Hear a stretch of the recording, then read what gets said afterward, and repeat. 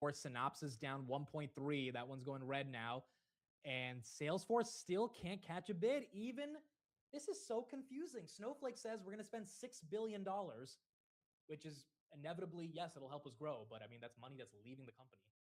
And the street's like, yeah, we love it, up 26%. For what reason? I'm not sure.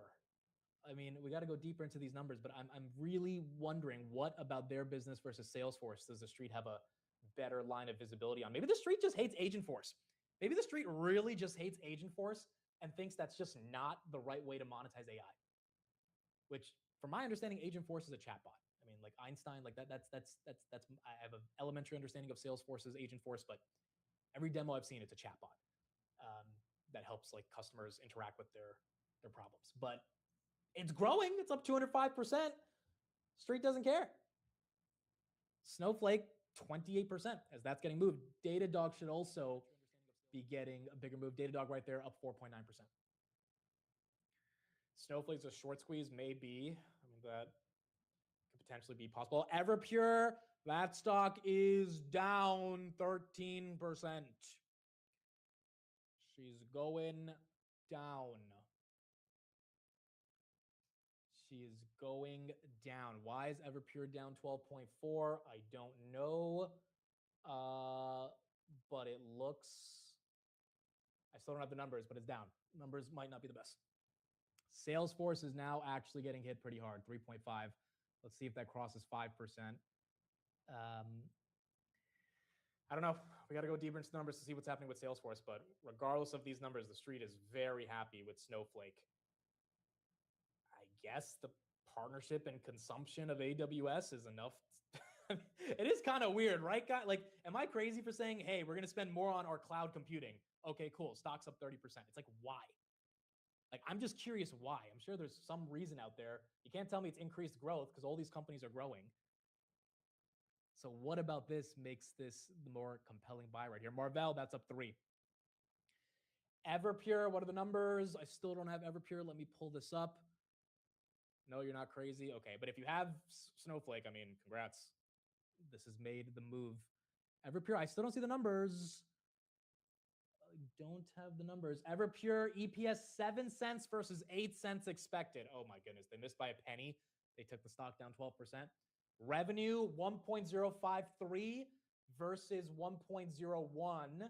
So it's a beat on revenue, a miss by 1 penny on EPS. And that's down.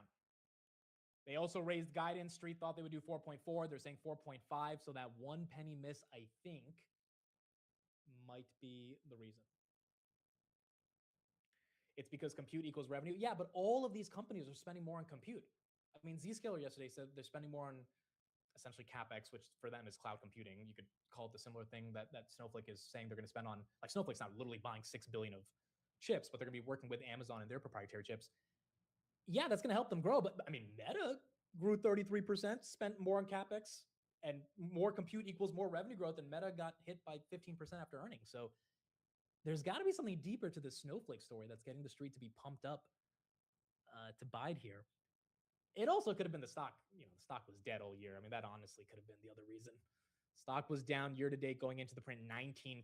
Yeah, so I mean, with this, it's only up 10% for the year. It honestly could have just been the valuation got too cheap. Any piece of good news was enough. Salesforce trying to recover. Marvell basically flat. Marvell did beat on the top and the bottom. Trying to get some more details on their guide. Stock's not moving like crazy. We'll try to see what they said on the guide in a second. Everpure, again, they beat on the guide. They beat on non-operating income. They beat on ARR. They beat on revenue. They missed on EPS. Free cash flow, 112 million. RPOs up 41% year over year. Street doesn't care. That stock is down 2%.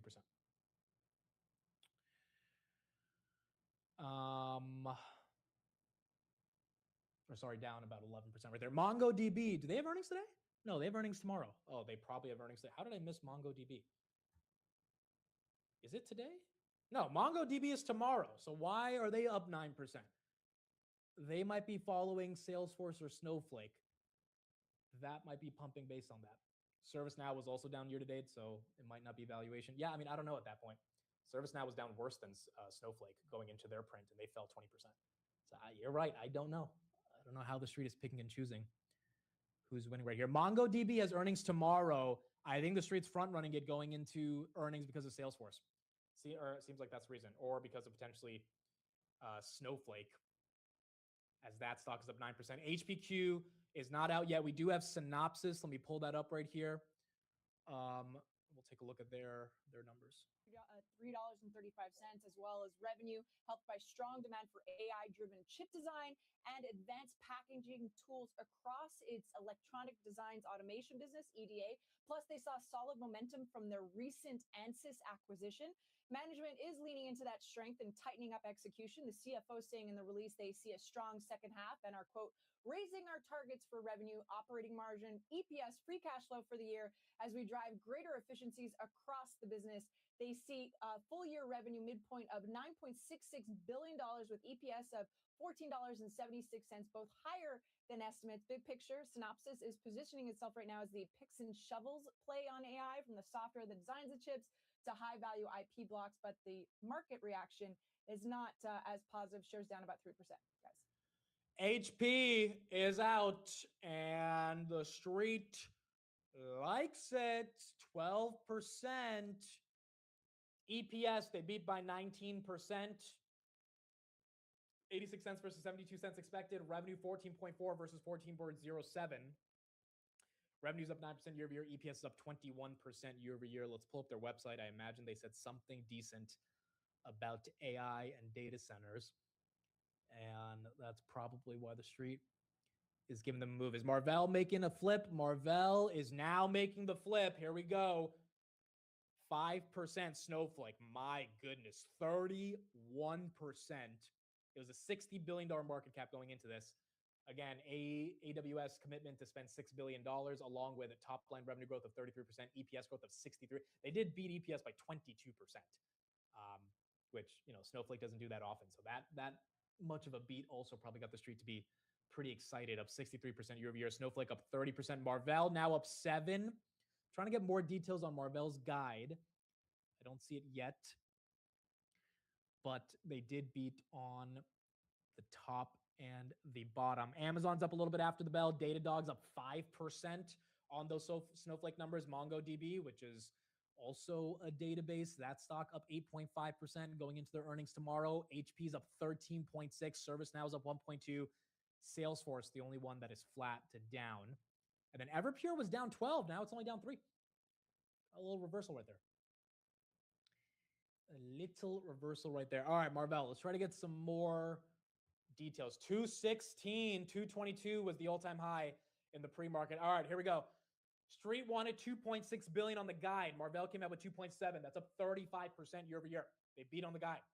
Street wanted 90 cents of adjusted EPS in the guide. They came out with 98 cents. That's a beat. Street wanted 53% gross margins. They came in line. They completed multiple acquisitions. Gross margins are 52 for Q1. Revenue was a beat, up 28% year over year. EPS was a beat by 1 cent, 80 cents versus 79 cents. Marvell up 7% after hours. CEO, we expect revenue growth to continue accelerating each quarter through fiscal year 2027, driven by continued strength in our data center business. We are seeing exceptional AI-related bookings. As a result, we are significantly raising Marvell's revenue outlook for both fiscal year 2027 and fiscal year 2028 compared with the guidance we provided last quarter. What is the fiscal year guide? I think that's the story, folks. That's why it's pumping. The fiscal year guide, I don't have the numbers on that. Cactus, if you can see if you can get the actual fiscal year guide increase, because I imagine they had to give the number. They didn't just say we're increasing the guide. That is probably the real story that's being priced in right now. Q2 guide is 100 million more than expected, but I imagine the fiscal year guide, if it's potentially $1 billion more than expected, that's why that stock would be moving. Micron after hours, is that moving? Yep, Micron moving a little bit with Marvell. Again, Marvell and Amazon both have a large partnership. Amazon right there, 272.64. Meta's up a little bit. MongoDB up 8%. HPQ was up 14. Now it's up 8. Datadog up 4. ServiceNow up 1. Synopsys still red. And then Snowflake holding on to 29. Holding on to 29. Snowflake announces intent to acquire Natoma. Natoma is a AI enterprise and cybersecurity platform. So this is, this is even more, this is what makes their stock move really incredible. They're potentially announcing an acquisition which costs money. They're spending $6 billion on AWS, and the street is excited for that, which they should be, right? The street should be excited if you're expanding the business, spending more money to grow.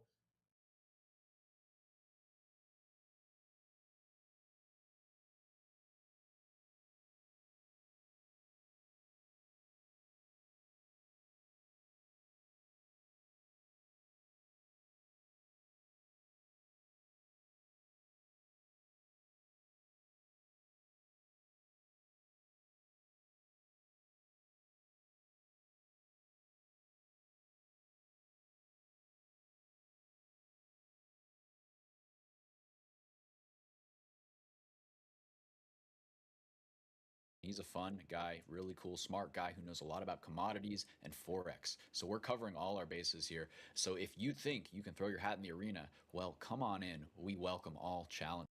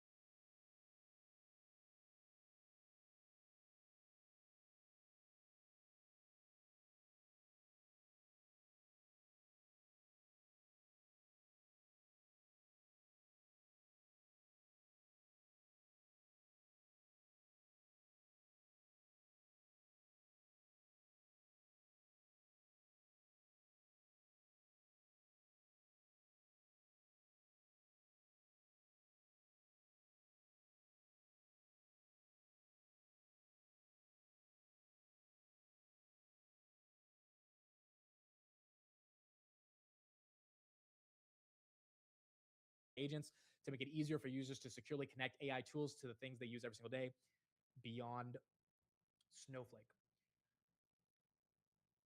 Okay. That's what you got with Snowflake. Those are the numbers, and it looks like the street is happy about it. Salesforce, let's go to their numbers. By the way, Synopsys, Elliott agrees to not exceed 5% ownership or 7.5% economic exposure in company stock during cooperation period. I forgot that Elliott has, which is a private equity firm, has a stake in Synopsys.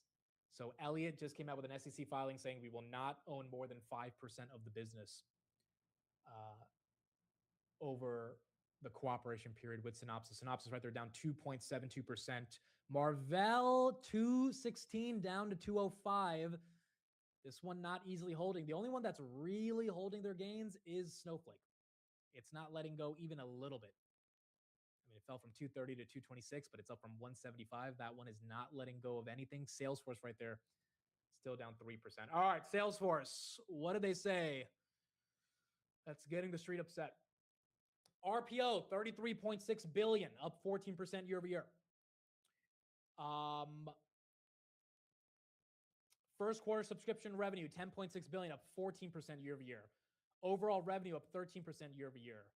GAAP margins of 21%. Not the most amazing margins, but nonetheless, the street's not necessarily new to Salesforce having those margins. Salesforce CEO, this was an outstanding quarter for Salesforce. Record revenue, record deals, and cash flow. Agentic AI is the biggest growth opportunity for our customers and for Salesforce. We're the number one agentic CRM with Agentforce now powering every customer 360 application and helping tens of thousands of businesses across every industry transform into agentic enterprises with more than $1 billion in Agentforce ARR, which is up 200% year over year. 3.4 billion in combined AI and data ARR and 3.8 billion agentic work units delivered for our customers. Salesforce has never been more essential. I want to know, how did they beat EPS by 24%? Because their margins look kind of basic. It doesn't look like their margins have increased that much. So was it like an acquisition? Was it a sale? Because maybe that's why the street's like, okay, this wasn't that impressive if the EPS beat wasn't that substantial. Guidance, they're initiating to 11.35 billion. That's a little bit above what was expected. They're raising their midpoint guidance to 46.2 billion, a little bit above expectations. Yeah, their operating margins are 21%. I don't think the margins going up, because I don't see the margins going up, was the reason for the EPS beat. There had to be something else for why they got that beat. Or maybe the street was just really wrong at modeling their numbers and it's the street's fault. Oh, right, buybacks. I forgot. That is correct. Thank you for that in the chat. I forgot. They bought that. Dude, if I had known that immediately, I wouldn't have been that excited about the EPS beat. Of course, they bought back a ton of stock. So yeah, the shares are going to go down, outstanding. The EPS divided by the number of shares will go up, and then boom, there you go. That's not that impressive. That, I mean, if you take away the buybacks, I don't know. Let's hear our boy Brent Thill and see what he has to say on these Salesforce numbers as they've just come out. To create agents to run workloads in a safe harness, and Snowflake will be that safe harness to let these AI workloads run in the enterprise. How much duress is Salesforce in? Is it in the bucket of AI roadkill, Brent? From an investor perspective, it is. You can look at the year-to-date numbers. You can look at the reaction. I think we're at our software conference down in Newport, and we had many CIOs present about the fear of applications getting impacted from AI. So horizontal apps and back office, front office, Salesforce unfortunately is in that category. The good thing for Salesforce is I think they had good numbers. They maintained the full year. The numbers weren't awful. They weren't the inflection we're seeing in the growth we're seeing in Snowflake, right? Snowflake grew backlog 38%, and Salesforce is growing, in the low teens. So you can see a difference in the application companies' growth rates. They're a lot lower. Infrastructure is a lot higher. So I think we're just saying keep it simple. Stay underweight software, stay overweight infrastructure, stay underweight the application category. I think Salesforce will figure out a way to bounce out of this, but right now they're kind of considered a name that's under duress because of many of these AI themes. And then if you look at the departures, there's been an incredible departure list from Salesforce. Denise Dresser going to OpenAI, who's an incredible leader. You've seen just yeah, even our boy Brent is not that excited about these numbers. He's basically saying stay underweight software, overweight AI infra, and hopefully Salesforce figures it out. It's not that the buybacks are bad. It's just I was excited that they beat by EPS this much because I was like, oh, their margins are going up, which means that the AI, the AI spiel that they've been talking about is really helping them internally to increase productivity. The margins are flat at 20.6% because guess what? They pay a lot of salespeople. That hurts their margins. And the only reason the EPS beat happened was because they bought back stock, which is not a bad thing, but it's not an organic reason. Barbell up 4% for why the stock is, or why they beat EPS by 25%. And I think the street kind of sniffed that out as well.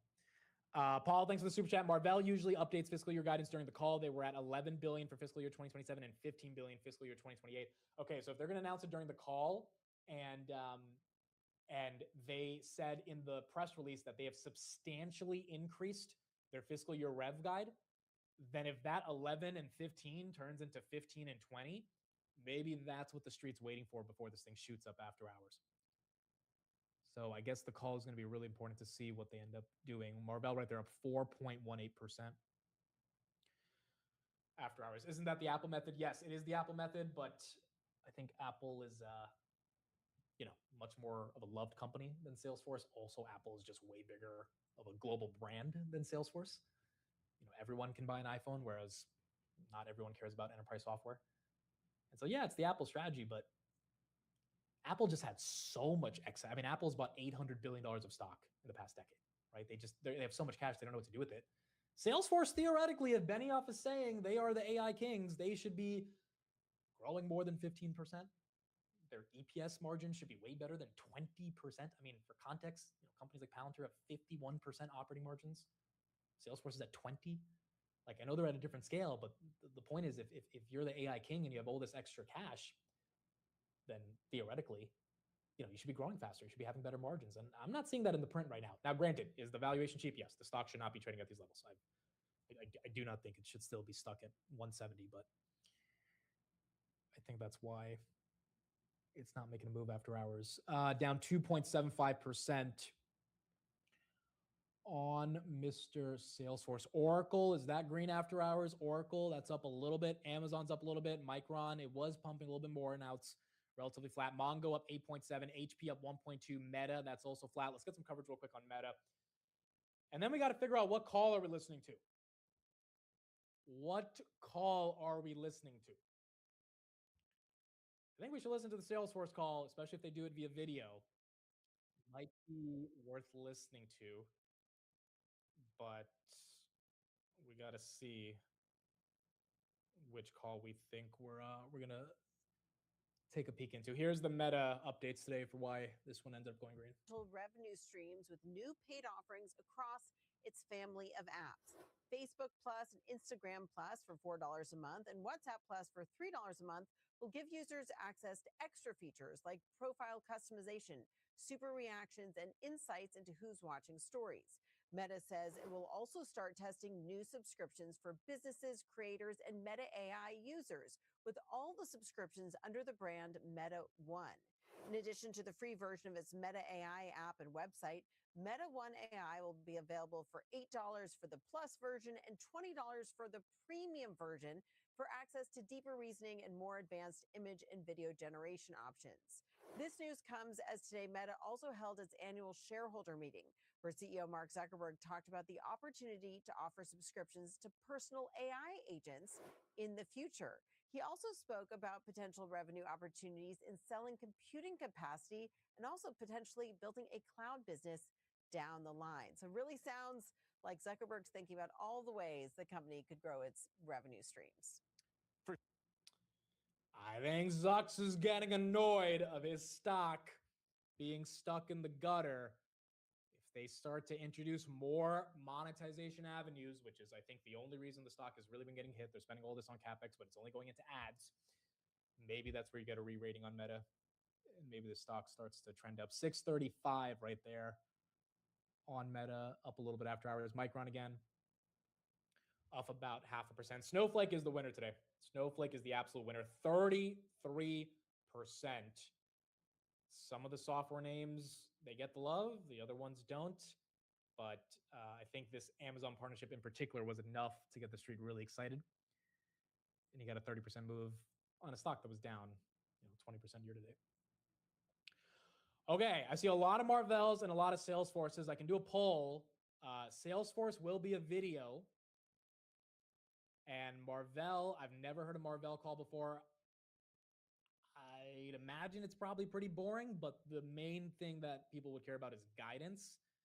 We don't really need to listen to the call to get the guidance. We'll get the guidance regardless of the call. But it's whatever people want to listen to. I also would want to kind of see how Benioff justifies, their AI supremacy. All right, which one? Marvell or CRM? I think more people own Marvell, though, so it I have to. Has anyone listened to Marvell's call before? Is it kind of boring? Because I would imagine it's not really going to be that exciting, especially if there's only one number that we care about, which is the guidance. Which I'll make sure you guys get that number without sitting through the whole call to hear this one number. Salesforce right there, down 2.2. Now I wonder if Salesforce will do a video again. They did a video last time. If they don't do a video this time, that would be quite interesting. Because maybe they gave up on the video, but I still think they want to do that. Yes, Marvell is releasing guidance on the call. Again, the guidance number I will get as soon as it comes out. I mean, I don't really care. We can listen to whatever, but I feel like Marvell's going to be a bit more boring. Who's the Marvell CEO? Marvell CEO. Matt Murphy. Yeah, I've actually never heard this guy talk. All right, so we will see. Any other numbers? Let's see. We talked about Everpure. We talked about Salesforce. We talked about... We talked about Snowflake. Goldman Sachs. Wow. Why are they so bearish? Maintains $125 price target on Marvell. Analyst sees inline results and strong guidance, but notes future stock performance depends on the magnitude of the custom compute ramp in the second half of the year. Huh. What is the average price target on Marvell? On Marvell, it is 177. Wow, the sell side has not caught up with the stock price performance. For Salesforce, it's 250.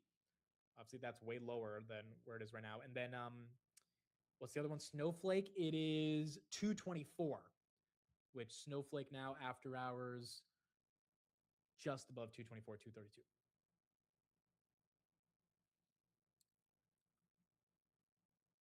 And so that one continues to be green. Heiko also had earnings. HEI, Heiko Corp, $43 billion company. That's up 10% after hours. Revenue $1.3 billion. Net income $233 million. Organic sales growth of 18%. Electronic technologies revenue jumped 34%, driven by aerospace, defense, and space products. Operating margins expanded across both major business segments as well. Yeah, S&P inclusion. When is the next? It's in June. It's like in 3 weeks. We're going to get, not in 3 weeks, less than 3 weeks. Literally June 5th, we're going to get S&P 500 inclusion. SoFi, Reddit, Marvell. There's a lot of companies that potentially have a chance to get in. And so we're going to keep an eye on them. ASMC, American Superconductor, that stock is down by 5. Looks like the street didn't like their numbers either. Revenue 86 versus 66. That's a beat year over year. GAAP EPS 312. They guided for 85 million of revenue. Guided for net income of $3 million. And EPS of 17 cents. Record quarterly and full year revenue. Stock was up 70% going into the print. So to be honest, kind of a Marvell story, a little bit price for perfection right now. Strong demand from utilities and data center infrastructure customers. Backlog expanded sharply, supporting fiscal year 2026 visibility. Organic revenue growth of 25%. Yeah, it doesn't seem like the quarter was wrong. It's just that stock down 6.3%. HPQ, is that back up? We looked at their numbers. They were pretty good. Still flat after hours. It was up to 29, fell all the way to 23, now back to 25.50. Oh, you're right. I don't know if SoFi can get in this time. They needed to hold 1850 for like 6 months, right? I think if you take the weighted average price over the past 6 months, maybe, because they were trading at 24 for a while.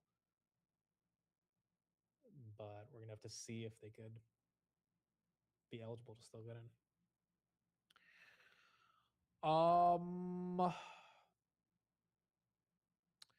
Okay, IREN still at 67.84. That one again was up 13%. Meta as well, flipping slightly green. Dude, if Meta can change the narrative here, 640, 650 doesn't sound that crazy. It's one of the only Mac 7s that hasn't really moved this year, along with Microsoft.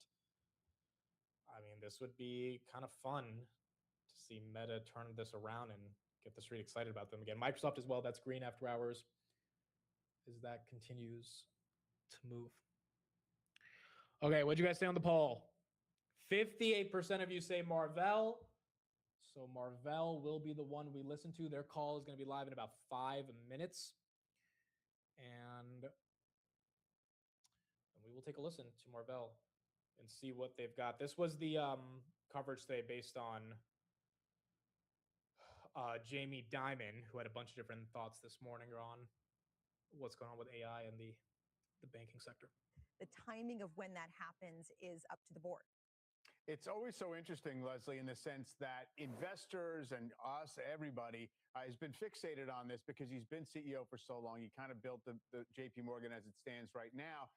But the whole point kind of JP Morgan as it now exists is that it should just be almost impenetrable, no matter who's running it. You know, it's the old Warren Buffett thing. It's like, you know, you don't want to count on a superstar CEO to run the business. And it is fascinating because it has the premium valuation to a point where he says, I don't want to buy back much of the stock.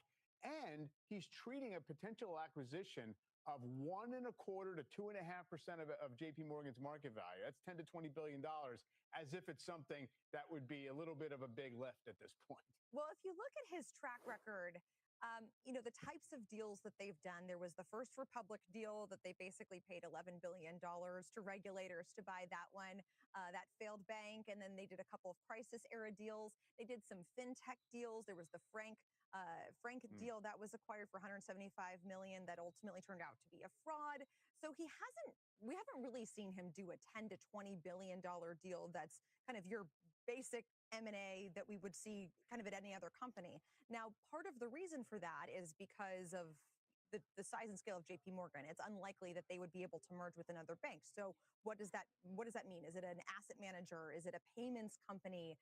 It would have to be something, you know, maybe more on the fintech side of things that they would have to consider. $10 to $20 billion is sizable. And then also you have excess capital that's resulting from this deregulatory shift that we're seeing. So there are numbers out there. I think JP Morgan's excess capital is about $40 billion. So what do you use that on? You're not going to use it on buybacks if you think your stock is too high. You can invest it in your company. But, you know, $40 billion is a lot of money to invest in your company. So maybe there is some kind of inorganic opportunity for them to do as well. And then kind of to tie it all together, does that ultimately happen before he passes that baton, before that succession idea that we were just talking about? Got Marvell in a couple minutes. Here's finishing up with some of these thoughts on Salesforce. And so I think Mark Benioff has to address this. Is when you look at that magnitude of turnover, we're not seeing that in infrastructure software. We're seeing it in applications, and we're seeing it at Salesforce. So I think they have to address that concern as well.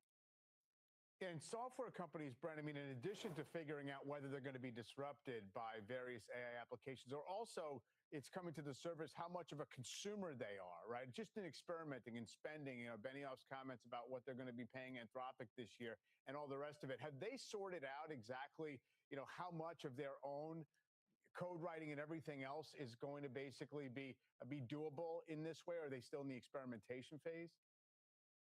Yeah, I think we're in the experimentation phase. Again, at our software conference in Newport today, our CIO spoke about 5 application companies we could potentially see a reduction in spend because we are using Anthropic, we are using OpenAI to build new frameworks and custom build these solutions.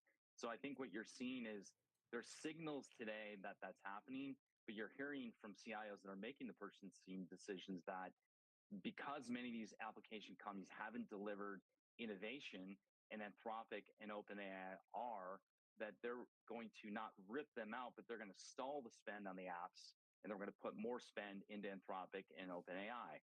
And so I think it's going to be a world where both coexist. The systems of record with OpenAI and Anthropic will exist together. But again, it's the application companies have to act fast, and Salesforce.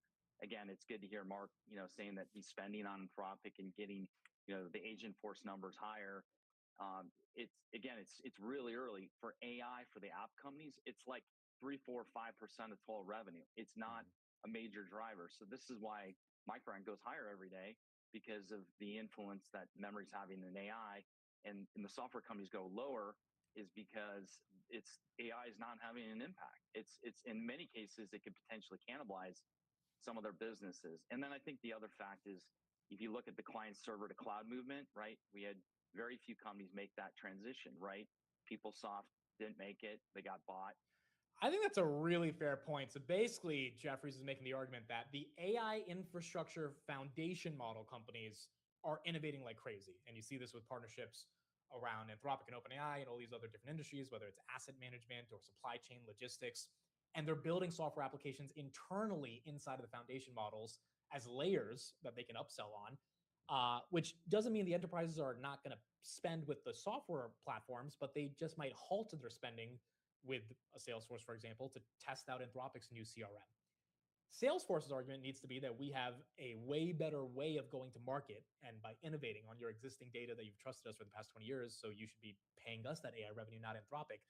But the lack of the speed at which they're moving on those applications is where Anthropic and OpenAI have a lot of essentially lunch to eat of those bigger companies. And then obviously, if Anthropic's growing, then you're going to need more memory, you're going to need more GPUs, so the AI infrastructure names are growing. So, I mean, it makes sense why you've seen the rotation. It's just, once again, the rotation has been very violent if you've not been able to actually grow earnings. All right, Marvell, I think we are live. Let's get started with that. I'll give you guys updates throughout the call on the other companies, but here is Marvell. Thank you. You may begin. Thank you and good afternoon, everyone. Welcome to Marvell's first fiscal quarter 2027 earnings call. Joining me today are Matt Murphy, Marvell's Chairman and CEO, Bill M. Meintjes, CFO, Chris Koopmans, President and COO, and Sandeep Bharati, President, Data Center Group. Let me remind everyone that certain comments made today include forward-looking statements, which are subject to significant risks and uncertainties that could cause our actual results to differ materially from management's current expectations. Please review the cautionary statements and risk factors contained in our earnings press release, which we filed with the SEC today and posted on our website, as well as our most recent 8K, 10K, 10Q, and other documents filed by us from time to time with the SEC. We do not intend to update our forward-looking statements. During our call today, we will refer to certain non-GAAP financial measures. A reconciliation between our GAAP and non-GAAP financial measures is available in our earnings press release. Let me now turn the call over to Matt for his comments on the quarter. Matt? Yeah, thanks, Ashish, and good afternoon, everyone. For the first quarter of fiscal 2027, Marvell delivered record revenue of $2.418 billion, reflecting 9% sequential and 28% year-over-year growth. Revenue exceeded the midpoint of guidance, and as a result, non-GAAP earnings per share of 80 cents exceeded the midpoint of guidance by 1 cent. We are seeing strong demand and exceptional bookings across our entire data center portfolio. This robust demand is reflected in our guidance for the second quarter of fiscal 2027, where we expect total company revenue to grow 12% sequentially and 35% year-over-year at the midpoint to $2.7 billion. On our earnings call last quarter, we indicated that beginning in Q2, we expected quarterly revenue growth throughout fiscal 2027 to trend in the high single-digit range sequentially on a percentage basis. Q4 revenue exiting the fiscal year at approximately $3 billion. Okay, I'm going to switch it real quick. There's going to be a little delay, so you're going to have to hear the same thing you heard for the past 2 seconds, but you'll get the chart. So should still be helpful. For the second quarter of fiscal 2027, where we expect total company revenue to grow 12% sequentially and 35% year-over-year at the midpoint to $2.7 billion. On our earnings call last quarter, we indicated that beginning in Q2, we expected quarterly revenue growth throughout fiscal 2027 to trend in the high single-digit range sequentially on a percentage basis. Q4 revenue exiting the fiscal year at approximately $3 billion. We are now guiding Q2 revenue to grow double digits sequentially, and we expect Q3 and Q4 revenue to also grow by at least 10% sequentially. As a result, we now expect $3 billion in quarterly revenue in Q3, 1 full quarter ahead of our prior outlook. We also continue to expect year-over-year revenue growth rate to accelerate each quarter throughout fiscal 2027, reaching approximately 50% by Q4. As a result, we now expect overall Marvell revenue in fiscal 2027 to grow approximately 40% year-over-year to nearly $11.5 billion. The increase in our revenue outlook continues to be driven by our data center business, which we now expect to grow approximately 50% this fiscal year. Notably, we expect our interconnect business to grow more than 70% year over year, well above our prior expectation of 50% growth. I will provide additional color on our interconnect business later in today's call. For our communications and other end market, we continue to expect revenue growth of approximately 10% in fiscal 2027. Now, looking ahead to fiscal 2028, while we are planning for the rate of cloud CapEx growth to moderate into the 30% plus range, we expect strong data center revenue growth for Marvell to continue. We expect our interconnect business to continue to outpace cloud CapEx growth, reflecting strong 1.6T demand from scale-out networking and more meaningful contributions from scale-up and scale-across networking.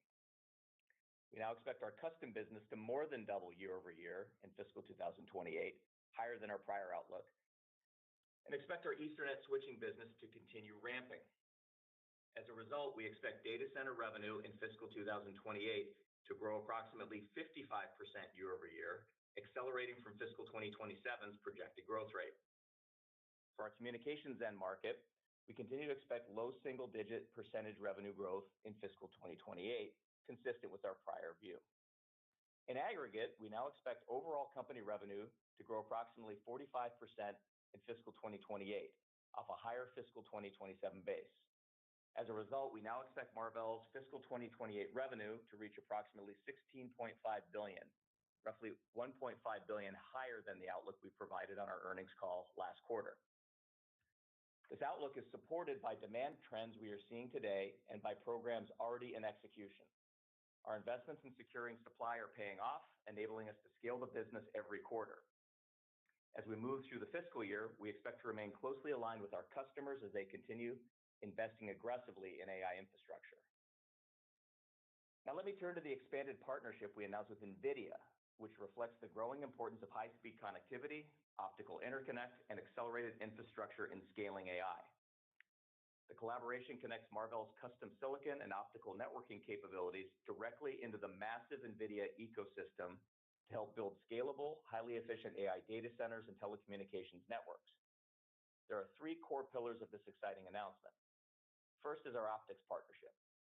Marvell has long been a key supplier of DSPs, TIAs, and drivers, and we are now extending this relationship to collaborate on silicon photonics technology, which is expected to be a key enabler of scale-up networking.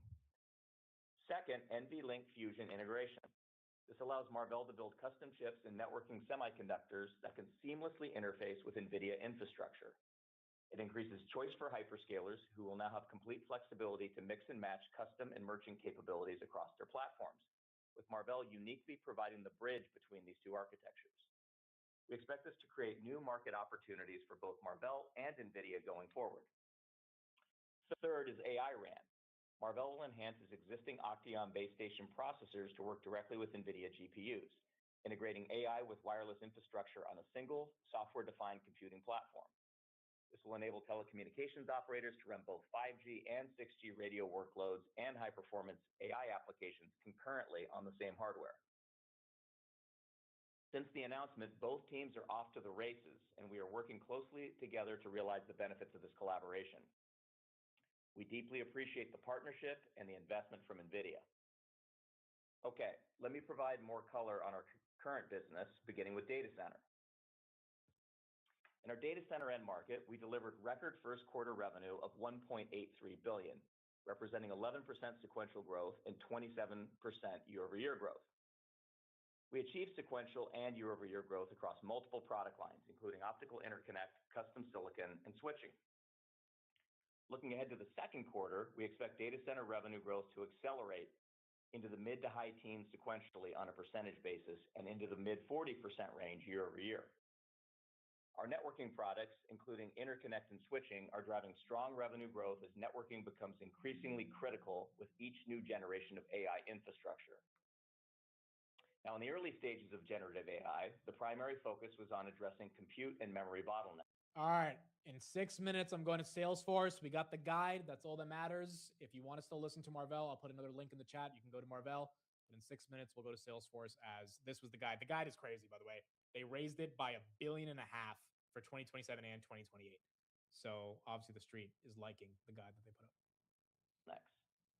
As more complex architectures such as reasoning models and mixture of experts have begun to deploy, the role of networking has become significantly more important. And this is a key driver of the increased demand we are seeing today for our scale-out networking products. Now, what is completely in front of us is the massive expansion expected in scale-up networks as these domains become significantly larger, requiring high radix, low latency switch.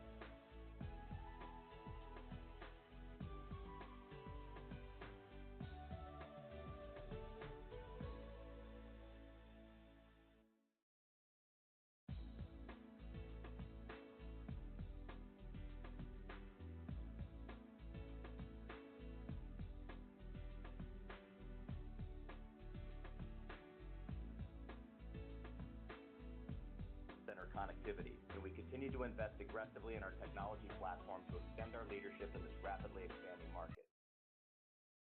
Our latest addition is the acquisition of Polariton, a developer of high-speed, low-power plasmonics-based silicon photonics devices.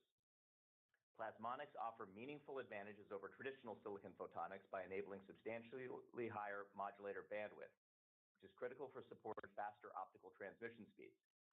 Polariton has already demonstrated plasmonic modulator bandwidth exceeding 1 terahertz, up to 10 times higher than current silicon photonics and thin-film lithium niobate-based solutions. We are excited to incorporate this breakthrough technology into our DCI and coherent light roadmaps, extending our technology platform to 3.2T and beyond.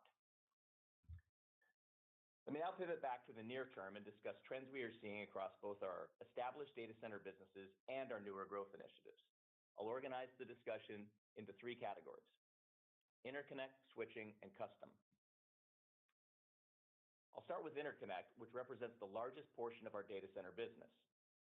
Demand for our interconnect products continues to accelerate, and as a result, we have increased our fiscal 2027 revenue growth expectations for this business to more than 70% year over year. Interconnect is also a major driver of the higher fiscal 2028 company revenue outlook we provided today. We are benefiting from our leadership position across the industry's broadest portfolio of high-speed connectivity solutions, spanning scale-out, scale-across, and scale-up networking. Within our scale-out PAM franchise, demand continues to strengthen for our 800 gig products, while our 200 gig per lane 1.6T solutions are ramping quickly this fiscal year, following their production launch in the second half of fiscal 2026. We expect 1.6T revenue to take another substantial step up in fiscal 2028.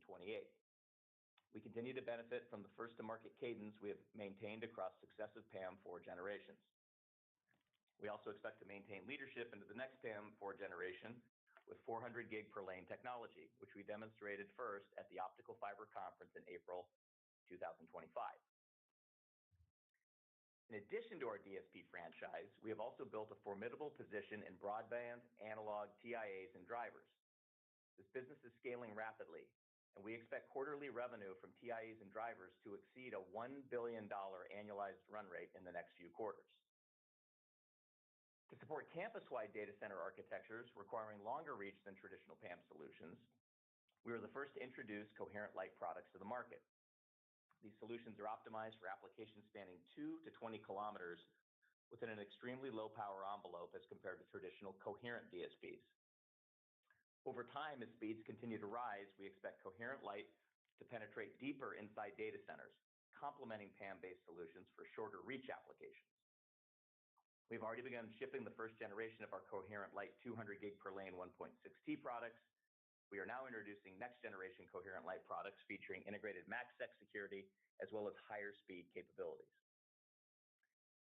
Turning to DCI, this market is undergoing a major architectural transition driven by the emergence of scale-across networks, which we believe will significantly expand the opportunity for pluggable DCI modules over the next several years. Marvell pioneered the pluggable DCI market, where the original use case was driven by hyperscalers replacing public WAN connections for inter-site connectivity using pluggable modules. So traffic.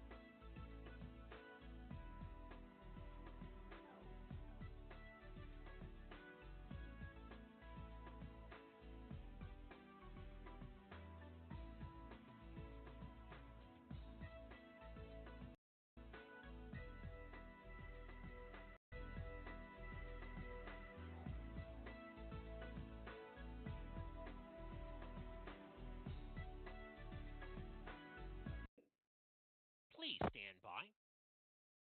Good day, and welcome to the Q1 FY27 Snowflake Earnings Conference Call.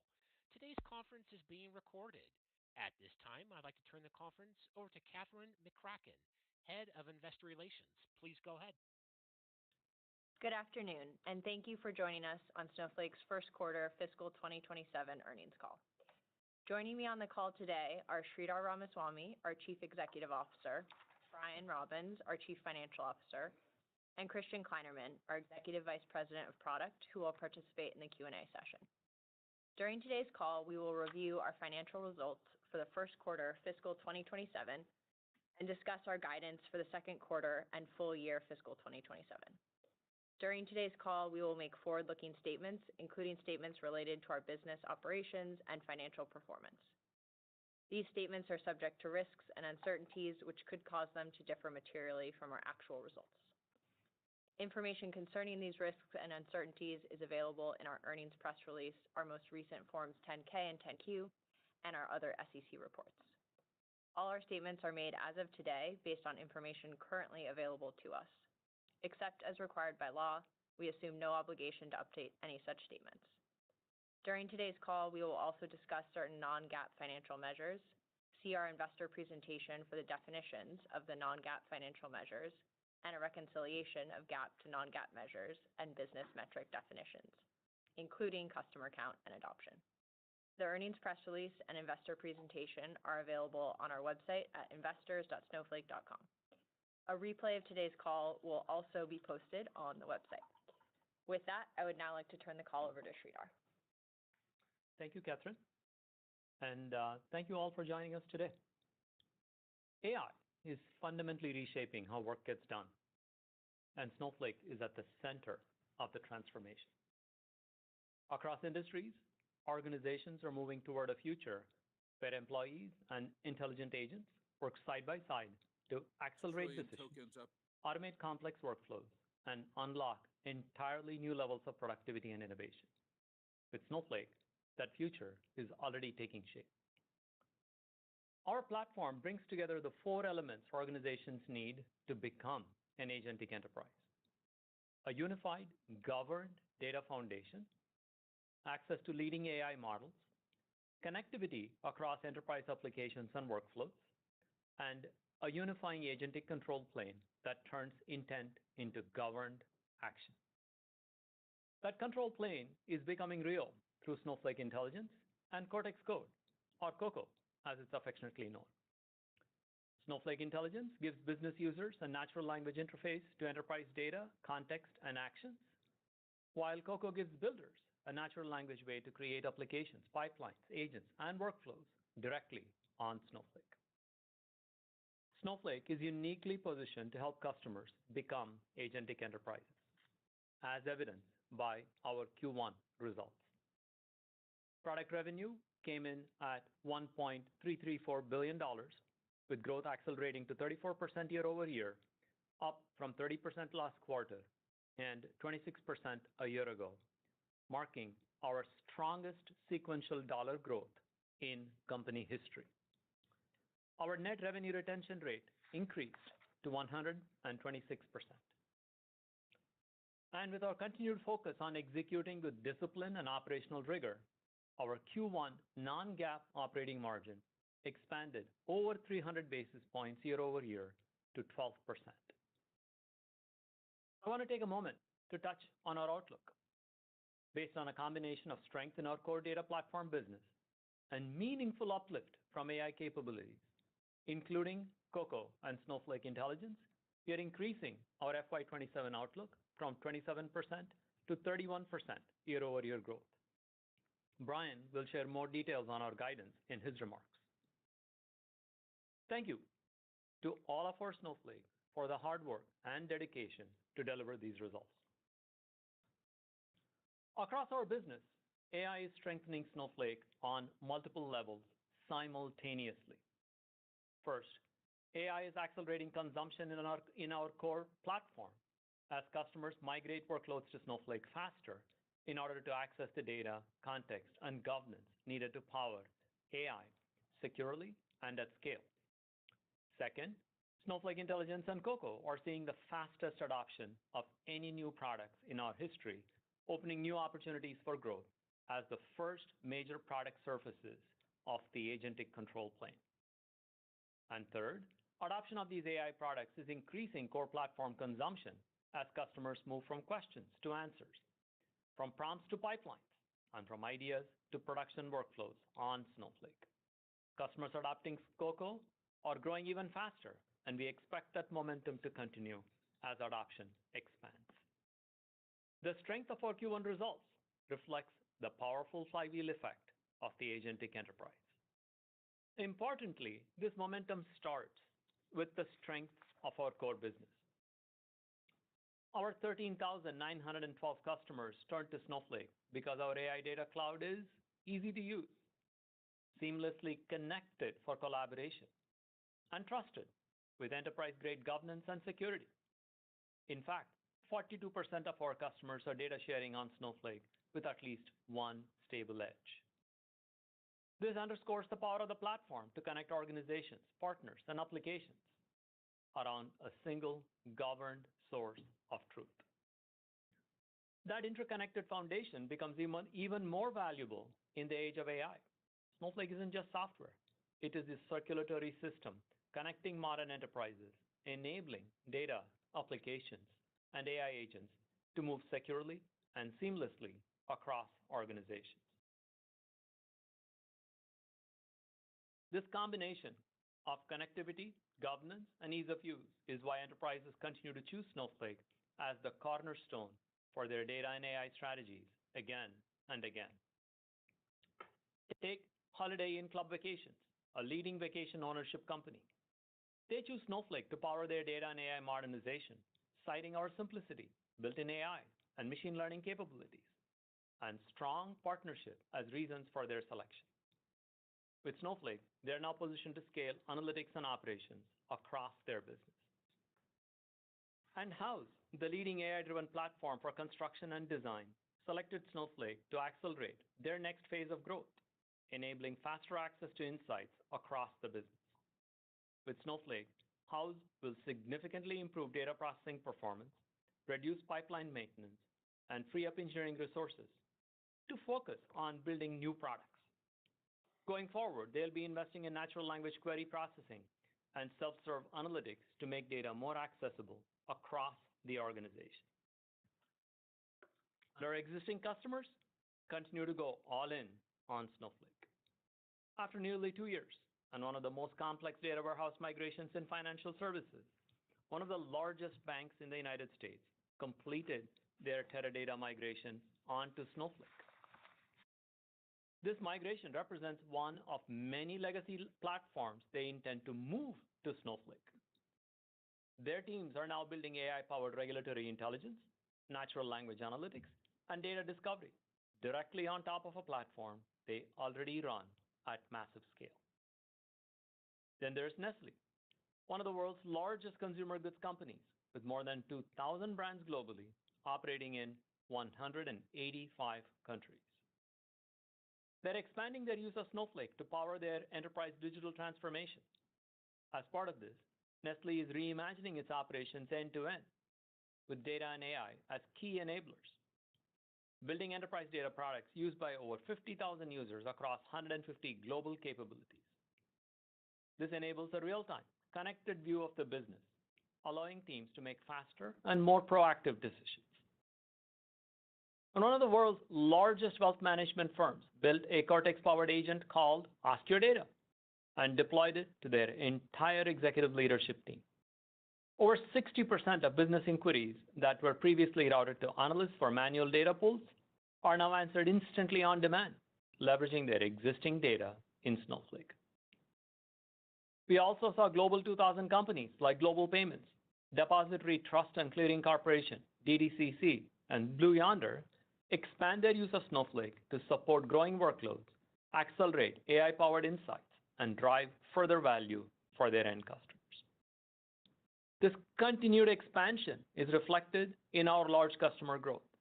In Q1, 8 customers surpassed $10 million in trailing 12-month revenue.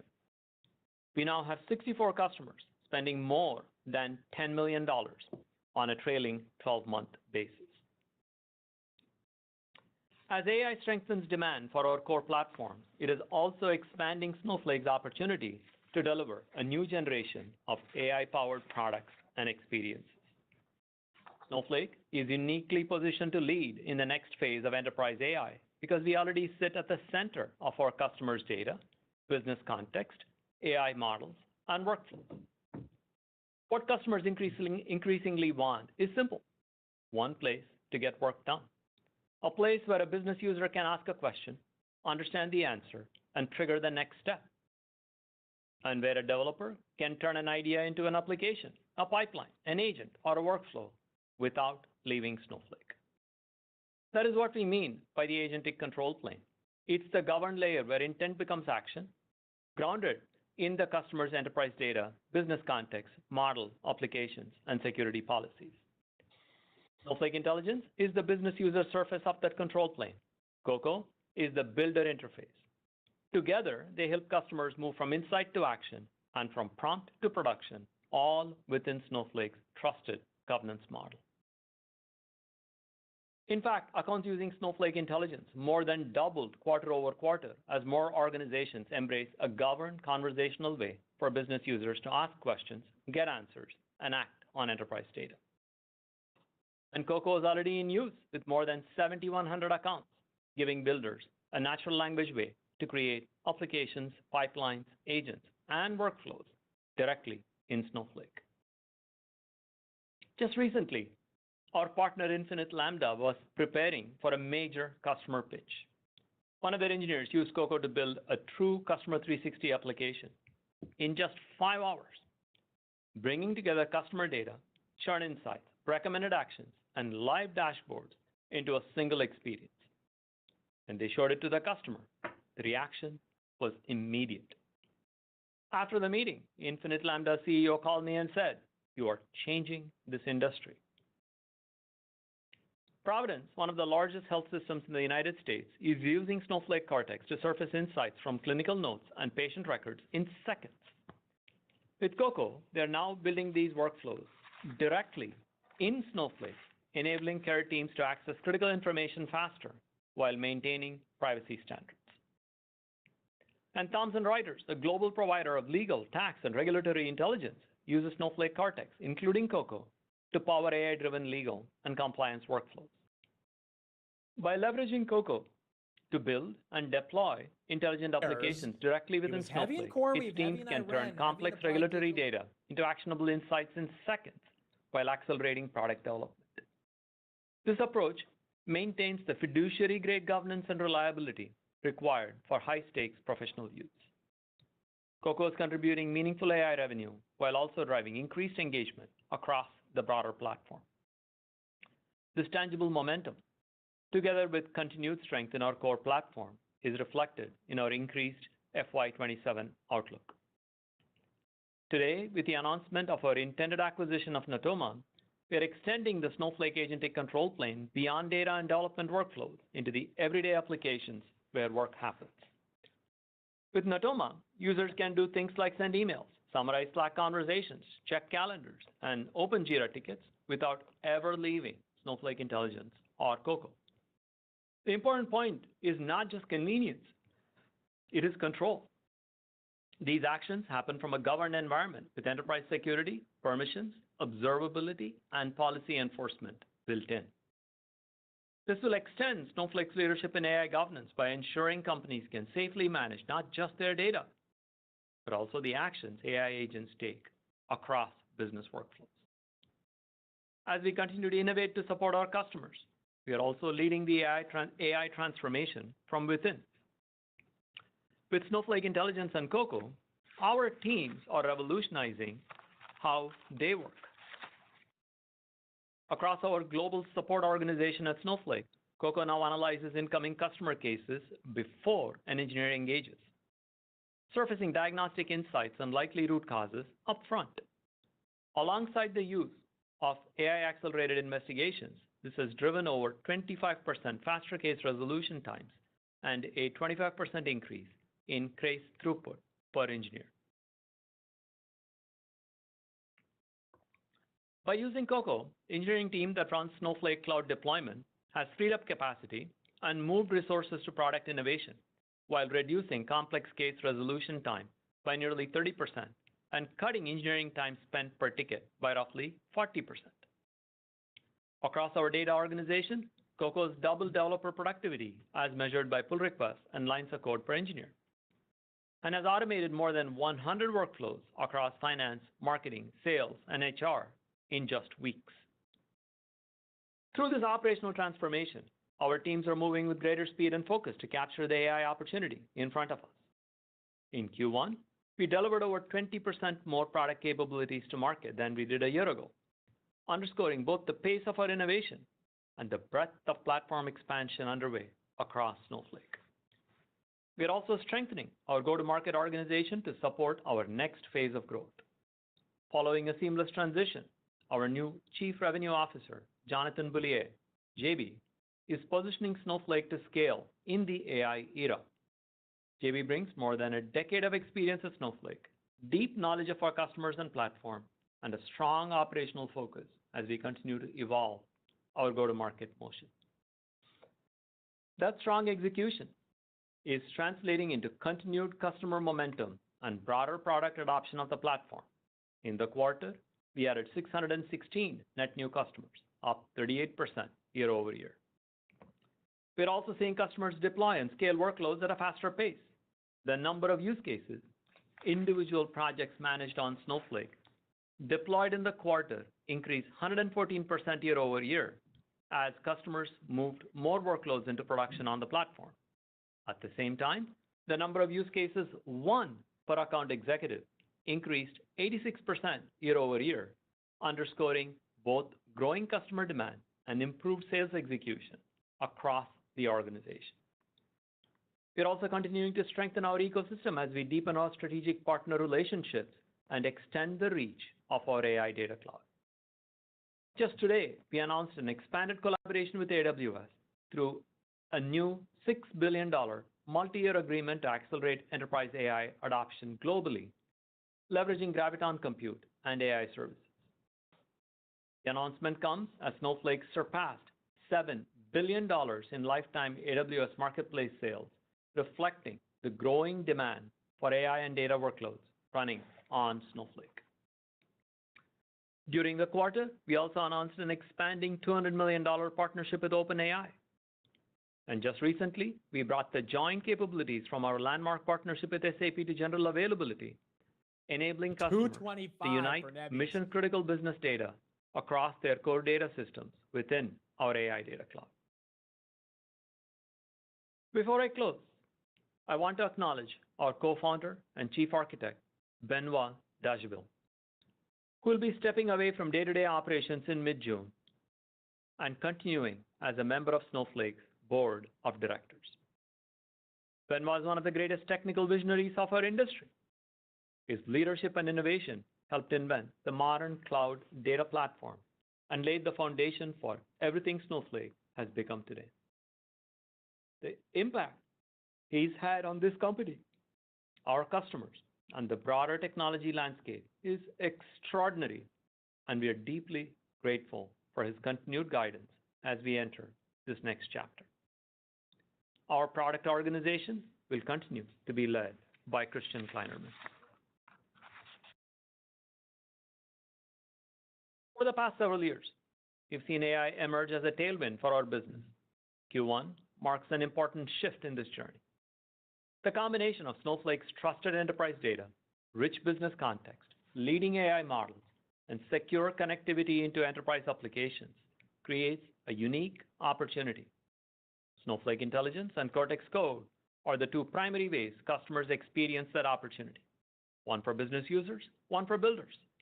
Together, they allow customers to move from intent to action in a governed environment, positioning Snowflake to win a new market, the agentic control plane.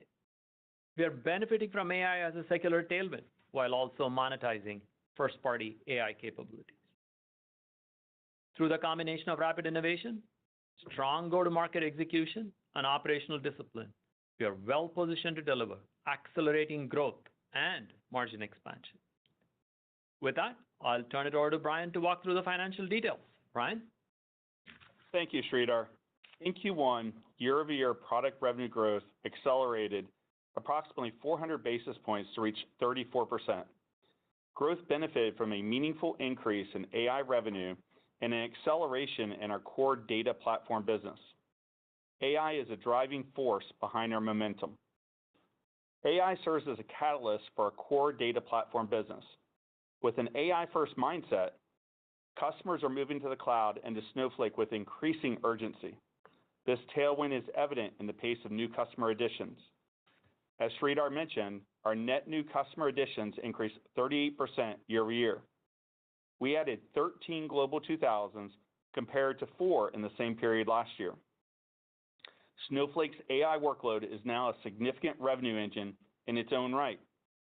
AI products like Cortex Code are expanding our opportunity with existing customers as Coco encourages faster, more consumption of the data platform. We now have 779 customers spending more than $1 million on a trailing 12-month basis.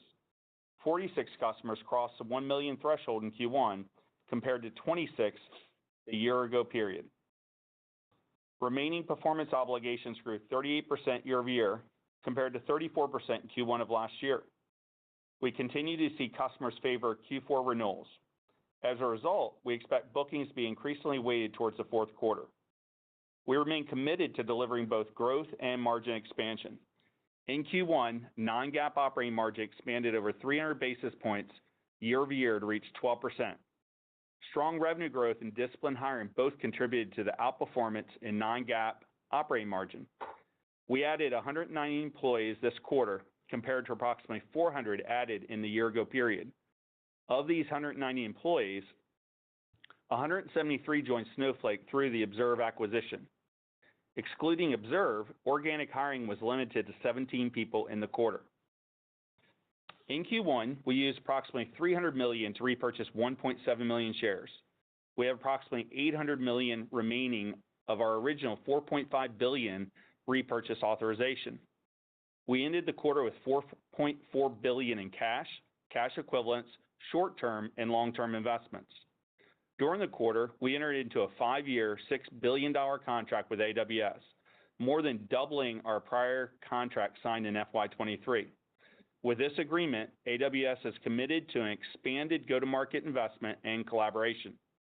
This agreement marks an important milestone in our ongoing partnership with AWS, and its impact is fully incorporated into our outlook. Moving to our outlook, as always, our forecast is based on existing consumption patterns. There are no changes to our forecast methodology or guidance philosophy. Given the strength we've observed in both our core data platform business and AI business, we are raising our guidance for the year. For FY27, we now expect product revenue of $5.84 billion, representing 31% year-over-year growth. In Q2, we expect product revenue between $1.415 and $1.42 billion, representing 30% year-over-year growth. Our Observe acquisition is progressing well, consistent with our initial expectations. Observe contributed less than 1 percentage point of product revenue growth in Q1, and we continue to expect the acquisition to add approximately 1 percentage point of revenue growth, product revenue growth for the full year. Turning to margins. We expect 75% non-GAAP product gross margin for FY27. We expect Q2 non-GAAP operating margin at 12.5%, and we are increasing our full year non-GAAP operating margin guidance from 12.5% to 13.5%. We are reiterating our non-GAAP adjusted free cash flow margin guide of 23%. Our full year outlook for both non-GAAP operating margin and non-GAAP adjusted free cash flow margin continues to include approximately 150 basis point headwind related to our Observe acquisition. This impact is unchanged from last quarter. Our intended acquisition of Natoma will bring 20 employees to Snowflake. Before turning to Q&A, I'd like to briefly revisit my priorities for FY27. Last quarter, I outlined 2 key priorities. First, driving growth and margin expansion. Second, supporting ongoing excellence in our go-to-market motion. We are executing well on both fronts as AI strengthens every element of our business. Since last quarter, we've seen a step function change in our AI revenue opportunity, led by Cortex Code. AI is only transforming how we operate internally, enabling greater productivity through a combination of slower hiring and more cloud spend. On the go-to-market side, we're incredibly pleased with the response to our new CRO. JB brings a wealth of experience and a proven track record of success at Snowflake. He understands how to deliver great outcomes and win with individual customers. More importantly, he knows how to drive that success across the broader organization. Finally, next week we'll host our Investor Day in conjunction with Snowflake Summit Conference in San Francisco. If you're interested in attending, please email ir@snowflake.com. With that, I'll pass the call to the operator for Q&A. Thank you. If you would like to ask a question, please signal by pressing *1 on your telephone keypad. If you are using a speakerphone, please make sure your mute function is turned off to allow your signal to reach our equipment. A voice prompt on your phone line will indicate your line is open. Please state your name and company before posing your question. Please limit yourself to 1 question. Again, press *1 to ask a question, and we'll go ahead and take the first question.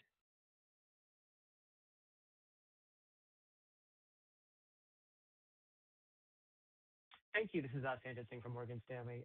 Sridhar, I've been covering consumption software companies, consumption model software companies for a long time. In a normal year, we typically don't see the sequential dollar growth that you guys are posting up. Typically, you don't see raises to the full year or Q2 guides the way we're seeing with this set of results. So the simple question is like, what sort of inflected in the quarter on like 2 fronts? I would say maybe from a market backdrop demand perspective, and then from like within the Snowflake portfolio between, let's say, maybe migrations, organic customer expansion in the core data platform, and then the AI story. Can you talk about where specifically you're seeing the inflection? Thank you very much. Absolutely.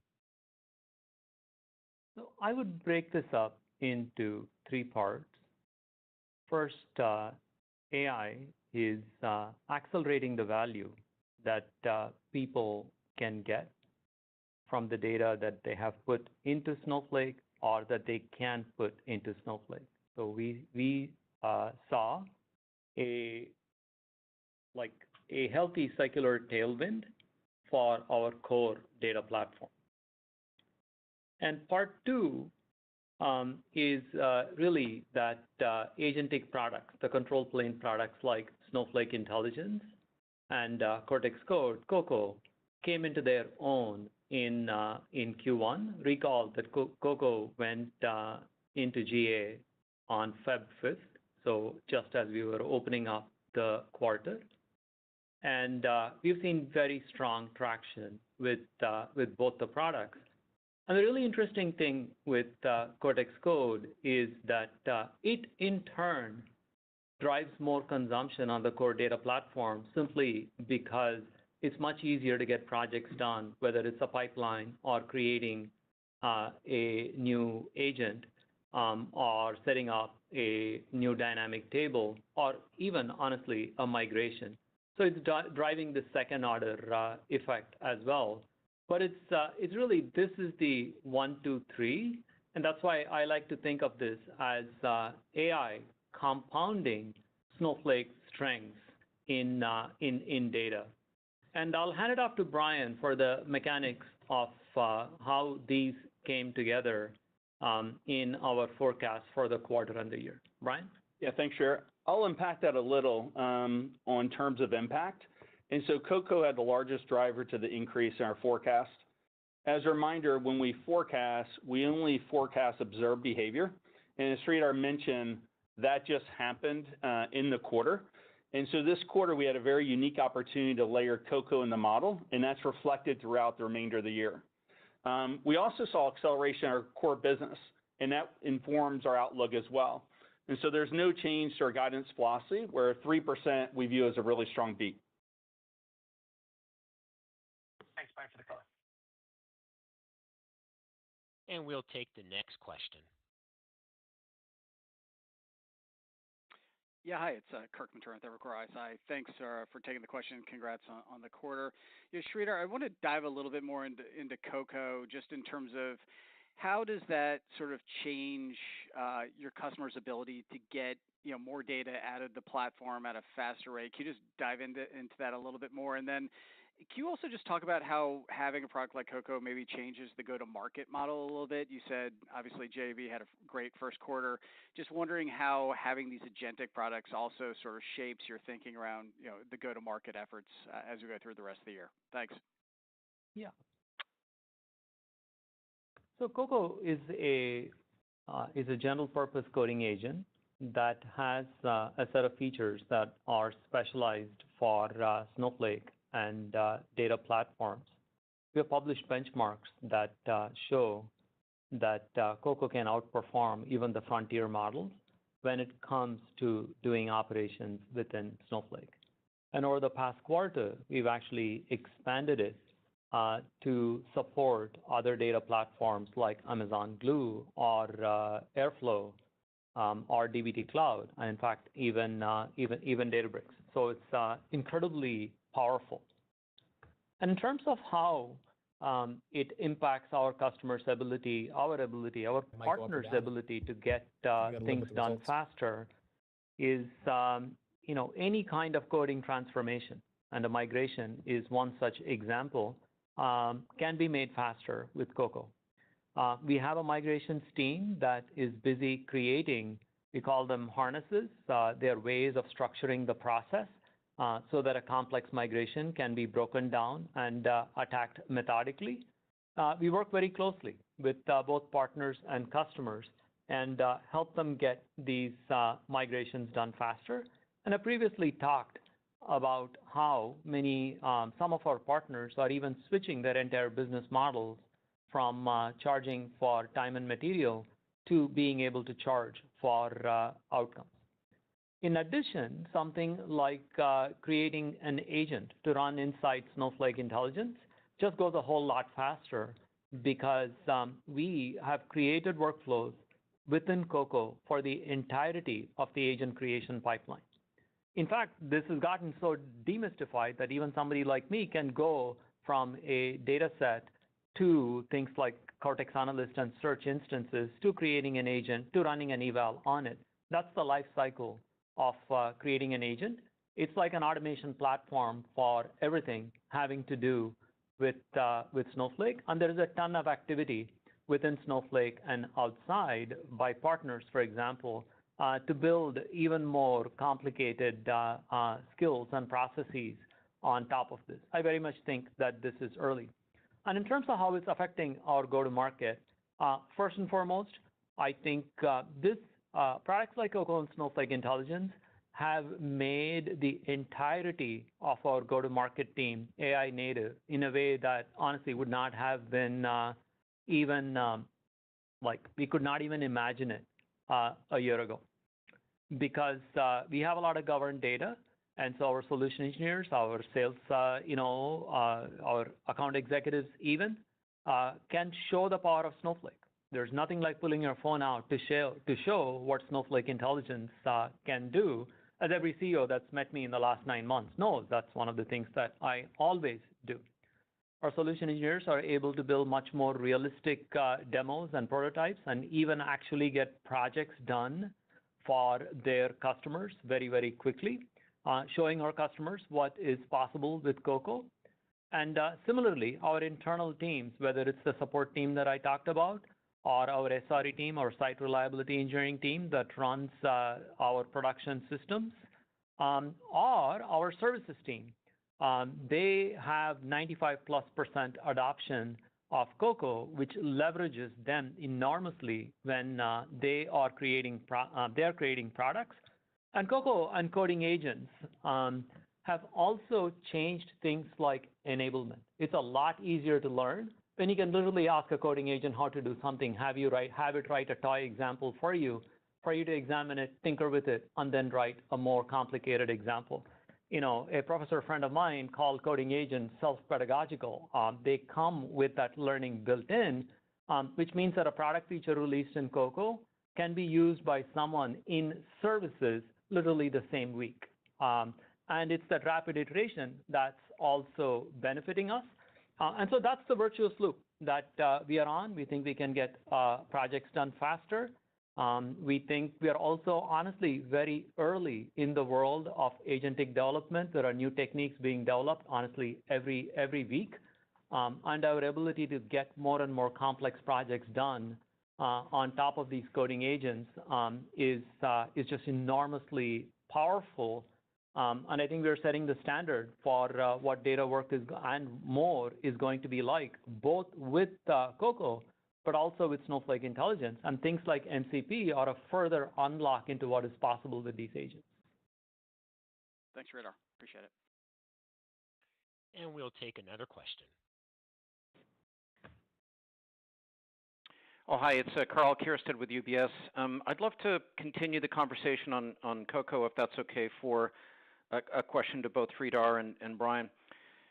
Sridhar, it's pretty evident that customer spend on Cortex Code and even broadly models like Claude are spending higher given the token or usage-based pricing. I think a lot of investors are worried that it's going to reach a point where customers might try to govern or throttle the use of these tools to try to contain spend. I'm just curious, are you anticipating that to happen? Perhaps the answer is that the value add is such that you are unlikely to see that. And then maybe for Brian, I think there might also be a perception that products like Cortex Code come at generally a lower gross margin than the rest of the business. But one thing I noted from your guidance for the full year is that you stuck with the product gross margin guidance of 75% despite a big apparent uptick in Cortex Code, which suggests perhaps that the gross margin drag is minimal, if any. And I'd love to ask you to comment a little bit on that. Thank you. I'll start and then I'll hand off to Brian. Cost is always an issue that we pay attention to. This is true in Snowflake Intelligence. This is also true in Cortex Code. But what helps significantly is the fact that these are products in which you can either get things done that you were never able to before, or get things done 10 times and sometimes like more than that faster. Those are not normal things. And to give you concrete examples, a very large bank that we work with has told me that while they spend several $100 million on data systems as a whole, it's a very large bank, the amount of money that they spend on the human capital that powers all of these various pieces of software and links them up is 3 to 4 times that much. And anything that makes that part of the labor force 10 times more effective is always incredibly welcome. Having said that, when we want to roll, for example, Snowflake Intelligence out to 10,000 users, cost governance is absolutely an issue, just like it's an issue in Snowflake when I want to roll products out at scale. And so we are doing things like cost limits at an account level or at a particular agent level, or you want to be able to restrict how much tokens a particular user can be spending, of course, it quickly comes back to having exceptions for very talented users that are actually worth the tokens that they are using. And that's the kind of infrastructure that we are really good at creating. And so we feel very good about being able to do that. Plus, there is a lot of innovation that we are driving within these coding agent products themselves. As I said, they handle very complicated tasks, but not everything is complicated.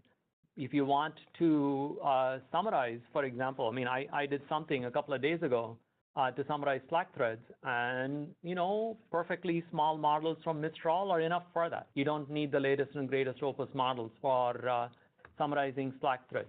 We are building those kinds of capabilities natively into Snowflake so that it can be efficient in what kind of models that it uses. But my short answer to your question is they're creating incredible value, but we are not resting on that. We are creating the controls that one needs in order to keep costs manageable as things continue expanding. Then I'll let Brian take the AI and margin question. Yeah, Carl, thanks for the question. You're absolutely right. Our AI products have a lower gross margin than our core platform. The one thing that we want to do with our AI products when we launch a new product like Cocoa is make sure that we develop a great product that we get massive adoption. And we've seen really good adoption with Cocoa. We're up to roughly about a little over 7,000 accounts have adopted Cocoa. With that said, we're offsetting that and keeping the same product gross margin at 75% for the full year and lower bandwidth costs, i.e. I talked about the AWS contract, and so we're offsetting it there. So that's how we're able to do that. We're committed to find efficiency to be able to maintain that 75% gross margin. Okay, great. Congratulations to both of you. Thank you, Carl. And we'll take the next question. Hey, Raymond Lynch from Barclays. Congrats from me as well. That's an amazing quarter. The question I had is more for Brian. Brian, like if you think about the last couple of quarters, you've been telling us about like the beat cadence that you think about. Obviously, this quarter, you beat by much more, and Cocoa is helping there, but it's also a consumption model. Like, how do you think about this going forward, and how should we think about the guidance philosophy that you have there? Maybe you can help us there, but congrats from me as well. Amazing quarter. Thank you. Let me emphasize that there's been no change in guidance philosophy, and we view a 3% beat as a very solid beat. The difference that happened this quarter was Cocoa was launched in the quarter, and we based guidance on observed behavior, and so we didn't have any observed behavior for guidance. For Cocoa. And so we had a unique opportunity now, since we've been able to watch it for a quarter, to layer that in now for the full year, and that's what we've done. And then we also saw the acceleration of the core, and we've included that for the full year based on what we've seen. Okay, perfect. Makes sense. Thank you. Thank you. And we'll take the next question. Hi there, this is Matt Hedberg from RBC. Congrats from me as well. I had a question. There's been a lot of talk, especially from an autonomous AI agent perspective, the importance of context engineering and harness engineering. And Sridhar, you mentioned that in your prepared remarks. I guess I'm wondering, what role does Snowflake have in that? And how do we think about that from a moat perspective from some of the AI labs? Yeah, the data that is stored in Snowflake is among the most valuable pieces of data for a particular company. This is it's called the gold layer, and typically has the most important information. At Snowflake, for example, all of our revenue information, our consumption information, and information about the different departments are all kept in Snowflake. But on top of that, the dashboarding platforms that are written on top of Snowflake have an amount of additional context as well. And we see what they do. So our ability to provide context to AI is exceptional. And we are also busy creating products that can use this to make the act of getting value from AI even faster.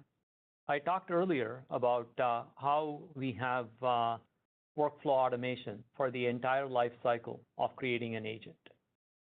We want to do more. We want to do more than that. We want Coco to be the place where it is fastest to get value from the data investments that you have made. And Christian's working on a key effort on this side as well. Christian, you want to add additional context? Yeah, briefly, Matt. I think your question is insightful.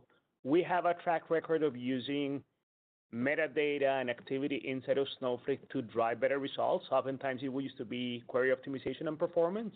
And we are now using that same type of signal and activity in Snowflake to provide better context to AI. We will be showcasing at Summit some of the differences of how out-of-the-box results are better with Coco and Snowflake Intelligence as opposed to other agents. This also points to the overall strategic value of Cortex Code, because if a number of data users from within an enterprise are using these agentic coding platforms in order to create end-user products, it could be skills, it could be dashboards, it could be agents. We also then have the ability to essentially learn across these. And so we have created memory concepts where use of these products within Snowflake makes Cortex Code itself much better for future use. That is part of the flywheel effect that one gets from having great agentic coding products.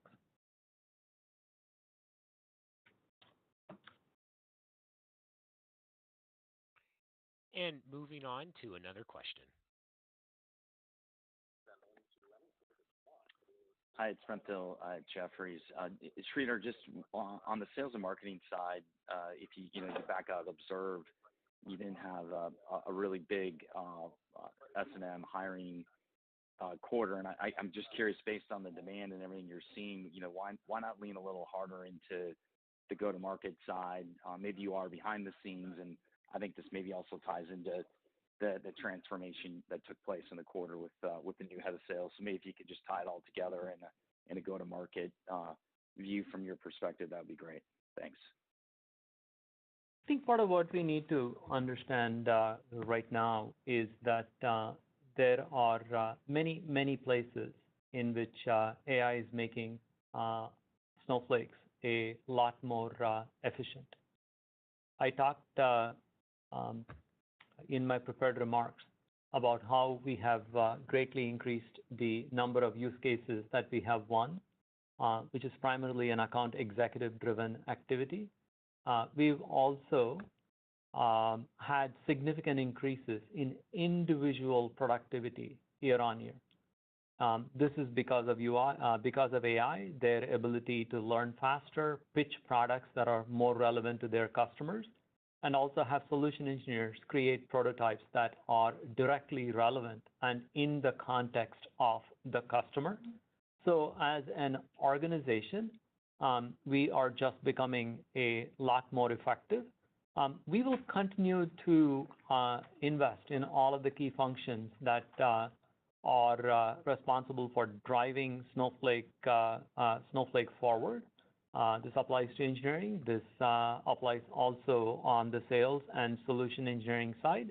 But it is counterbalanced with by the large amount of efficiencies that we are getting in a number of other functions that are very amenable to AI automation, like support, like SRE, like technical documentation.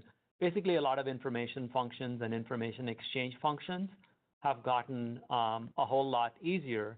And this is also where teams are being very, very effective in deploying things like Coco and Snowflake Intelligence for these kinds of use cases. We will absolutely continue to invest wherever we get strong leverage. Thank you. And we'll take the next question. Hey, guys. Alex Zukin from Wolfe Research. Just congrats on an amazing quarter, and thanks for taking the question.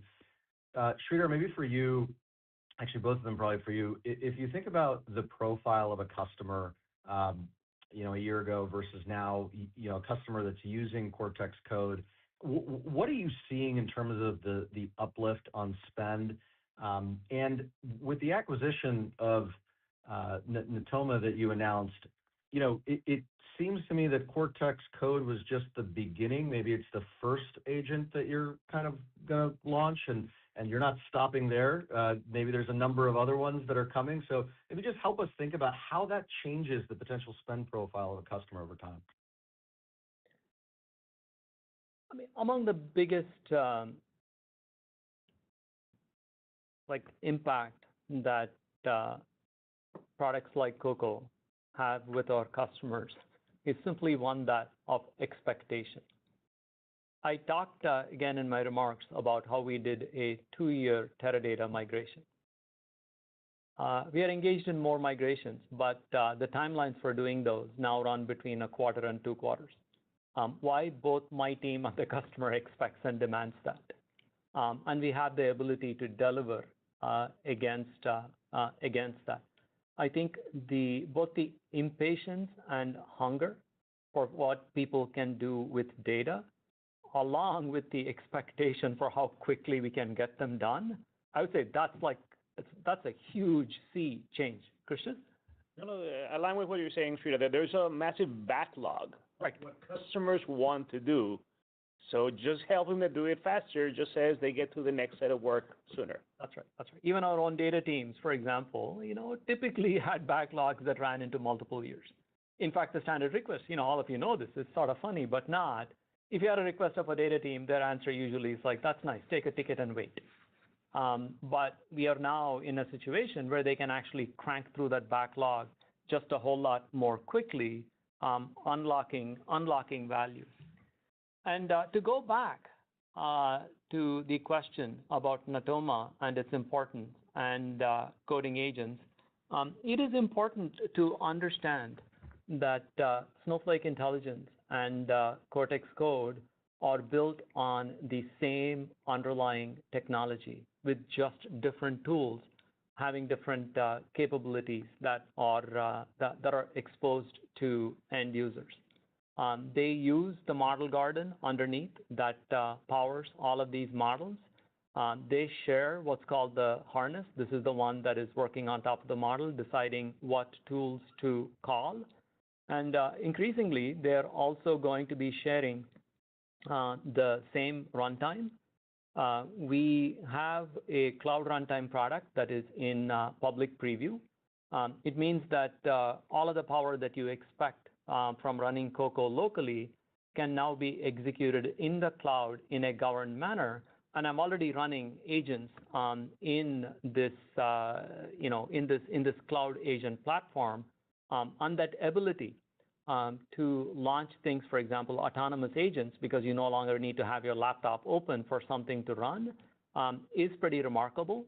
It's all being built on the same infrastructure for the harness, for the runtime, as well as things like session memory. And Cortex Code and Snowflake Intelligence are just 2 manifestations of the same product. And the reason MCP and Natoma are a big deal is they now bring the context entirety of SaaS application context into these products. And so I've run deep research reports, for example, that I've shown Christian, that can now look for information from Snowflake, from the web, from Google Docs, also from Slack, and synthesize that into something that is astoundingly meaningful. And these also let you take action instantly. You can Slack somebody, you can compose emails and send it, and you can take actions on the underlying applications. And that's the promise. We basically have a builder version and an end user version of these products. Obviously, the names make them sound more different than they are. That's something that we are working on. But the amount of power and flexibility that these coding agent products offer is pretty remarkable. And in my mind, the right analogy here is that a coding agent, yes, can write code, but at its core, it's an abstraction agent. It can let you do things at a high level, that previously you sort of had to sequence out one by one. And I think that's the power that comes from them. Christian? One other comment on Natoma is very important to highlight that it does that tool visibility with governance and auditability, because our mission is to help every organization leverage AI in the context of the data, but with governance, with security and trustworthiness, so that fits entirely into our mission. Excellent. Thank you, guys. And we'll take another question. Great. Brad Reback, Stifel. Sridhar, with the success you're having here with Cocoa and Snow Intelligence, is that fundamentally changing the competitive landscape when you're going into new customers? Are you now seeing LLMs more than some of the older competitors? Thanks. We come with a unique value proposition. As you folks know, even in the world of data, the cloud service providers have had products. We have very successful partnerships with them. In fact, we just announced a $6 billion partnership with one of them. Our value prop has always been very clear. We are about customer choice. We are also about a certain amount of independence from the mechanics of the cloud providers. A Snowflake implementation works fine on AWS, but it can also work on Azure. We have similar, really good partnerships with the leading AI labs, both Anthropic and OpenAI. We collaborate very closely with them to create great AI products, but also to create safe AI products. And similarly, Cortex Code and Snowflake Intelligence provide model choice. We run fine on both the models. We also host a whole series of other models ourselves, and as things like open source models become more important, we always act on behalf of what is right for the customer, which I think positions us in very good stead with all our customers. And I'll just add on to that, just from a sales execution perspective within the quarter, the achievement was great in all geographies and all industry verticals. This was the most net new customer adds that we had in company history, and so it's just really a solid quarter, all around. Thank you. And we'll go ahead and take the next question. Yeah, hi, this is Koji Ikeda from Bank of America. Thanks so much for taking the question. So when I talk with partners and customers of Snowflake, I hear the same thing over and over again. Snowflake is my trusted enterprise data and AI vendor with governance and security guardrails as key differentiators. I think about that a lot, but the AI world is moving so fast, and assuming the competition out there gets better with all this, what makes you confident that Snowflake's position as the trusted enterprise data and AI partner is secure over the long term? Thank you. Because there are a set of deep infrastructure capabilities that just take a lot of time to develop, whether it is role-based access control and role-level access control at massive scale, or world-class replication that provides for things like disaster recovery, amazing organization support, and there are dozens that I'm missing. Christian, you want to add some? No, I think that piece on data masking, role-level policies, all of that governance, security, configuration, identity, makes it such that customers have already configured Snowflake to have trusted access to the data. And AI just amplifies that, as opposed to alternatives are just going to get them to reinvent the wheel and rebuild all of this, which doesn't make much sense. And it's also important to understand that we are also not sitting still. Our ability to create products like Snowflake Intelligence and Cortex Code, but also all of the second-order effects. Imagine having autonomous agents that can automatically figure out if there are anomalies in your data so that you don't have to be running those jobs outside, or to be able to do governance, not with endless tedious sets of SQL statements that you write, but more with a policy that specifies that this is how you want your enterprise governance to be done, and we take care of all the details and the mechanics of running these things behind, or creating new classes of applications that sit on a substrate of Snowflake data powered by AI. These are all things that we make possible, and I think, honestly, that is also what we have to do. Your core thesis that people will be able to add these features or stitch them together is true, but we are also developing great new capabilities at breakneck speed, also powered by AI. I think that is what it takes to succeed today. Yeah, we have lots of new controls and policies we'll be showcasing next week, including amazing mechanisms to simplify them. Thank you. And that does conclude the question and answer session. I'll now turn the conference back over to Snowflake for closing remarks. Thank you, everyone. To recap, AI is accelerating consumption across our core platform, and our native AI products, Snowflake Intelligence and Cortex Code, are scaling rapidly, already contributing meaningfully to revenue in their own right.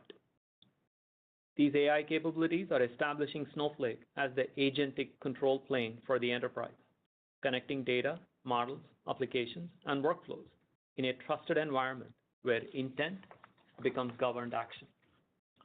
We are continuing to execute, accelerating growth, expanding margins, and deepening our customer relationships while winning many new ones. We believe that Snowflake is uniquely positioned to lead in the era of the agentic enterprise and continue to see enormous opportunity ahead. AI is compounding Snowflake's advantage in data.